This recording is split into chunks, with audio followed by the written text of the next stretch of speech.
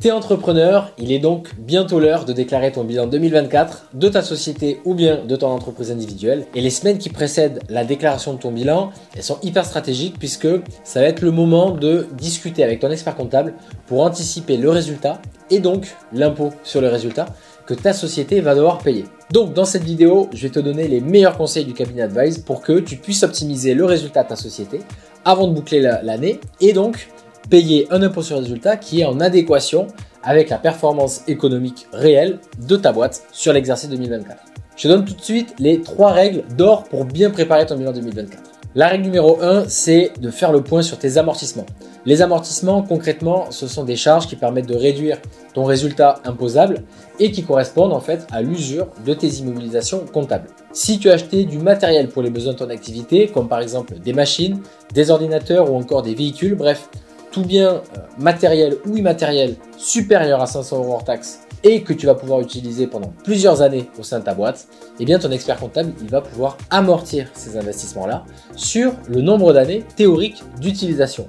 D'où l'importance de bien vérifier que tu as transmis toutes les factures d'achat à ton expert comptable pour qu'il puisse calculer les amortissements et les comptabiliser, ce qui va permettre de diminuer le résultat et donc l'impôt. Par exemple, si tu as acheté une machine pour 10 000 € amortissable sur 5 ans, eh bien on va constater un amortissement comptable de 2 000 € par an pendant 5 ans. Et ces 2 000 €, ils viendront réduire ton résultat imposable, ce qui représenterait une économie d'impôt entre 300 € et 500 € selon si tu as imposé au taux de 15% ou au taux de 25% d'impôt sur les sociétés. Donc si tu as oublié de transmettre certaines factures et donc d'amortir certains actifs, eh bien c'est maintenant que tu dois agir car ça va te permettre de diminuer le résultat et donc l'imposition. La règle numéro 2, c'est d'anticiper les provisions et de les utiliser comme un levier pour optimiser ton résultat. Une provision, c'est une charge probable qu'une entreprise devra supporter dans le futur pour un montant que l'on peut estimer mais que l'on ne connaît pas encore définitivement. Cette provision, elle va permettre d'anticiper les risques financiers dans les comptes de ta boîte. Et une provision, c'est considéré comme une charge déductible, donc elle va permettre de diminuer ton résultat imposable en 2024. Tu peux provisionner des litiges en cours avec des clients, avec des fournisseurs ou encore avec des salariés. Si tu vends également des produits avec des garanties,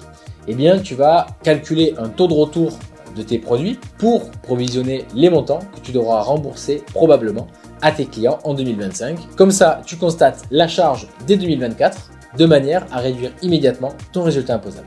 La règle numéro 3, c'est de vérifier tes charges déductibles. Avant de clôturer ton bilan, prends vraiment le temps nécessaire pour vérifier si toutes les charges ont bien été déduites dans ton bilan. Puisque certaines dépenses sont totalement déductibles de ton résultat imposable, oui, mais encore faut-il qu'elles soient constatées dans la comptabilité. Il peut s'agir par exemple de tes frais de repas, de tes frais de déplacement professionnel ou encore de tes frais de téléphone ou d'internet, bref, des frais que tu aurais payés avec ton argent personnel, mais que tu peux faire passer sur ta société puisque ce sont des charges liées à ton activité. Et en plus, le petit bonus, c'est que ta société, dans ce cas-là, elle pourra te rembourser ces frais-là sans que tu aies à payer d'impôt sur le revenu, sur le remboursement de ces frais, puisque ce sont simplement du remboursement de frais et donc qui ne subiront aucune imposition personnelle. Mais maintenant qu'on a vu les bases pour bien préparer ton bilan et diminuer ton résultat, on va passer à la seconde et on va discuter des méthodes pour réaliser des optimisations. Je vais te donner 3 possibilités d'optimisation.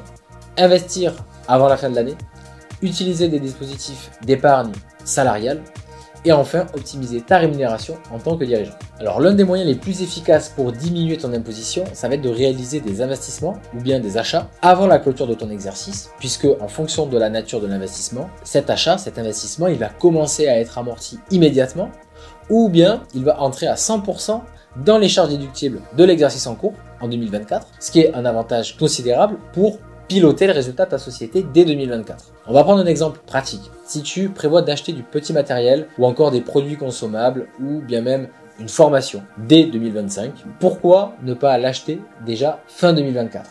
Ce qui te permettrait de générer des charges supplémentaires que tu avais déjà l'intention de payer quoi qu'il arrive, mais qui te permettrait de payer moins d'impôts dès 2024. Autre exemple très intéressant avec les dispositifs d'épargne salariale, comme le PEE, le plan d'épargne entreprise, ou bien les intéressements, puisque ces versements-là, ils sont déductibles du résultat imposable de ta société, ce qui peut te permettre de réduire significativement l'imposition de ta boîte. Par exemple, en versant 5 000 € sur un plan d'intéressement pour tes salariés, eh bien, tu pourrais déduire cette somme de ton résultat imposable tout en offrant un avantage à tes employés. Enfin, troisième astuce, en tant que dirigeant, tu peux aussi jouer sur ta propre rémunération pour optimiser ton bilan. En termes plus simples, si tu te verses un salaire plus important en fin d'année, eh bien, tu vas réduire mécaniquement ton résultat imposable, puisque le salaire, c'est considéré comme une charge déductible. Et inversement, si tu souhaites afficher un résultat plus important en 2024, eh bien alors tu peux faire le choix de diminuer ponctuellement ta rémunération et de rattraper en 2025. Voilà quelques-unes des meilleures astuces pour bien préparer ton bilan 2024. Entre amortissement, les provisions, les charges déductibles et les dispositifs fiscaux, garde à l'esprit qu'il existe de nombreuses solutions pour réduire ton impôt sur les sociétés et discute-en surtout avec ton expert comptable parce que ce qui est sûr, c'est que lorsque tu es accompagné par des professionnels de la comptabilité, de la fiscalité et du droit qui comprennent tes problématiques et tes enjeux, eh bien, tes conditions de travail et le développement de ta boîte devraient s'améliorer rapidement. C'est pourquoi moi je t'invite à prendre un rendez-vous avec nous pour que l'on puisse analyser ensemble ta situation et te proposer des solutions sur mesure. Pour ça, rien de plus simple, tu cliques sur le lien dans la description de la vidéo et tu choisis le créneau qui te convient le mieux. On a hâte d'échanger avec toi. À très vite.